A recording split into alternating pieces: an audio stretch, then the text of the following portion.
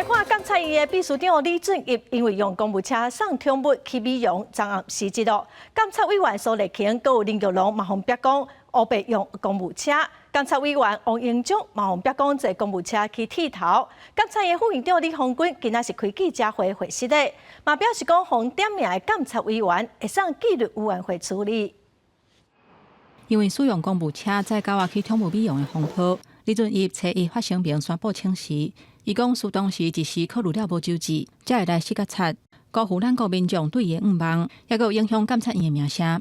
本人在这个地方，代表监察院，那跟社会大众，说声深深的抱歉。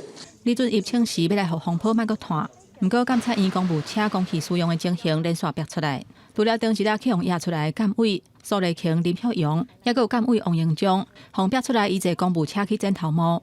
监察院除了宣布启动调查，停止监委个人身份使用公务车，一直到这一届任期结束为止。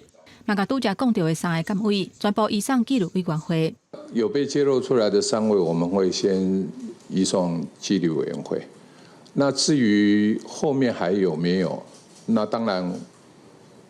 我们也无从，我也没办法去确认。立法院司委会初二嘛邀请监察院列席备询，有关安怎落实青年政府的议题，不过无人代表出席，嘛无书面的文件。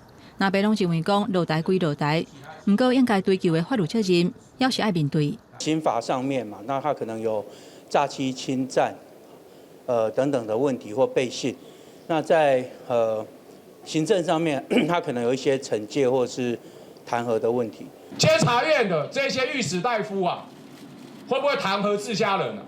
大家都在等着看嘛，是不是用同一个标准，还是只有监察院可以去弹劾其他公务员？秘书长那部分那个因为有这个北检已经分案来了解了哈。台北地检署已经立案调查，监察院内部的纪律委员会嘛同步展开。不过，冲指出，过去就有几件公务人员利用公务车去用起诉，而且去用判刑的案件。监察院敢会爆出其他的事件，要安怎来改善公务车使用的情形，各界拢真关注。公视新闻台北报道。